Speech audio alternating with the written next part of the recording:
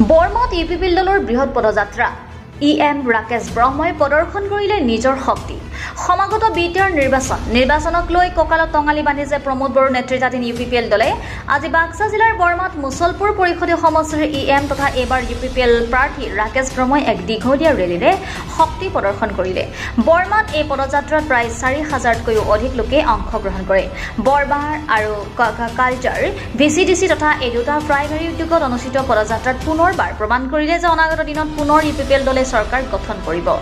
আৰু এই মন্তব্য ৰাকেশ ব্ৰহ্মৰ মুছলপুৰ পৰিষদীয় সমষ্টিৰ তেওঁৱে বিজেপি BPF ইউপিপিএল দলৰ প্ৰাৰ্থী বুলি পুনৰ বিস্ফোৰক মন্তব্য আগবঢ়ায়। News desk report Arunodoy Assam. আপোনালোকে মোক নিজৰ সন্তান বুলি ভাবি নিজৰ ভাইটি বুলি ভাবি মুছলপুৰৰ মই সন্তান বুলি ভাবি দাদাসকলে মোক ভাইটি ভাবি সকলোৱে আমাৰ ইউপিপিএল দলক জয়যুক্ত কৰাৰ কাৰণে আজি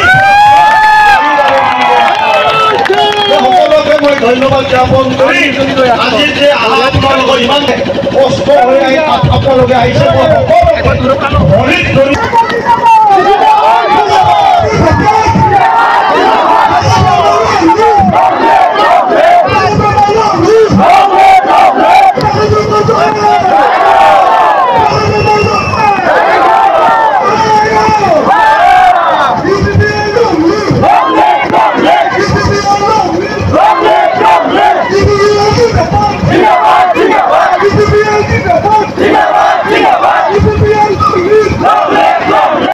যে আগন্তুক সেপ্টেম্বৰ মাহৰ হ'বলগীয়া যি নিৰ্বাচন ইয়াত এটা প্ৰাইমাৰীৰ অন্তৰ্গত ৫,০০০ ৪,০০০ মানুহে ইয়াৰ অংশগ্ৰহণ কৰিছে।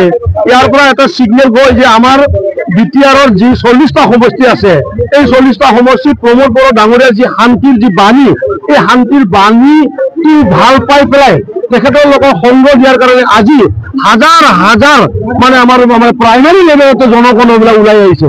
তো আমাৰ ইয়াৰে দুটা প্ৰাইমাৰী ইয়াতে ৮,০০০ মানুহৰ এটা সমাগম লৈ পেলাই আমি ৰেলী মানে শান্তিৰ ৰেলী আমি কৰিবলৈ গৈ আছো। BPF নাই আজিৰ পৰা গম পাম যে যদি দুটা প্ৰাইমাৰী ৮,০০০ মানুহ জমা হয় আৰু সেই বাইদেউসকলে এই ৰোডত ইমান গৰমত ভোট দিয়াৰ কাৰণে আগবাঢ়ি আহিছে ইয়াৰ পৰা ইয়াত টিকেট দি BPFৰ একো লাভ নাই, মিনিং নাই, এইবিলাক অৰ্থ নোহোৱা BPF হৈ আছে ইয়াত। তাৰমানে বিৰোধী দল ধৰিছা মই আগতে কৈছো যে মুছলপুৰ সমষ্টিৰ ময়ে BPF আৰু মই আগতে কৈ আছো ময়ে বিজেপি আৰু ময়ে ইউপিপিএল, গতিকে তিনিটা দলৰে ময়ে প্ৰাৰ্থী, গতিকে এইখিনি মানুহটো হ'বই স্বাভাৱিক কথা আৰু বাঢ়িবহে অহাকালিৰ পৰা। BPFৰ পদযাত্ৰাটো হ'ল 4টা ব্লক মিলি পেলাই এটা ডিষ্ট্ৰিক্ট লেভেলত তেখেতসকলে 6,০০০ মানুহ সমাগম কৰে আৰু আমাৰ ইউপিপিএল দলে এটা প্ৰাইমাৰী 4,০০০ অৰ্থাৎ দুটা প্ৰাইমাৰী ৮,০০০ মানুহ লৈ পেলাই আমি এটা ৰেলী কৰি আছো। ইয়াৰ পৰা গম পাই মুছলপুৰ সমষ্টিত 12টা মানে প্ৰাইমাৰী আছে আৰু 4,০০০কে ধৰিলে মানে 50,000 নিশ্চিত ভোট আমাৰ হাতত এই ৰাস্তাতে পৰি আছে। হ'বলগীয়া যি নিৰ্বাচন ইয়াত এটা প্ৰাইমাৰীৰ অন্তৰ্গত ৫,০০০ ৪,০০০ মানুহে ইয়াত অংশগ্ৰহণ কৰিছে।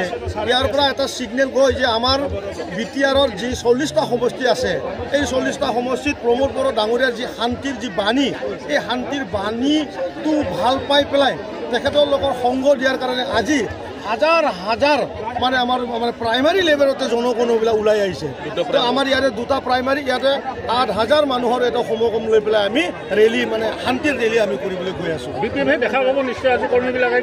BPF নাই আজিৰ পৰাই গম পাওক যে যদি দুটা প্ৰাইমাৰী ৮,০০০ মানুহ জমা হয় আৰু সেই বাইদেউসকলে এই ৰোডত ইমান গৰমত ভোট দিয়াৰ কাৰণে আগবাঢ়ি আহিছে ইয়াৰ পৰা ইয়াত টিকেট দি BPFৰ একো লাভ নাই, মিনিং নাই, এইবিলাক অৰ্থ নোহোৱা BPF হৈ আছে ইয়াত।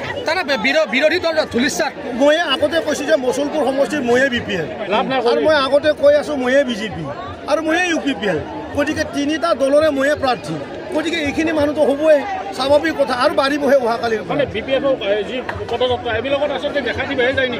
BPFৰ পদযাত্ৰাটো হ'ল 4টা ব্লক মিলি পেলাই এটা ডিষ্ট্ৰিক্ট লেভেলত তেখেতসকলে 6,০০০ মানুহ সমাগম কৰে আৰু আমাৰ ইউপিপিএল দলে এটা প্ৰাইমাৰী 4,০০০ অৰ্থাৎ দুটা প্ৰাইমাৰী 8,০০০ 8,০০০ মানুহ লৈ পেলাই আমি এটা ৰেলী কৰি আছো। ইয়াৰ পৰা গম পাই মুছলপুৰ সমষ্টিত 12টা মানে প্ৰাইমাৰী আছে আৰু 4,০০০কে ধৰিলে মানে 50,000 নিশ্চিত ভোট আমাৰ হাতত এই ৰাস্তাতে পৰি আছে।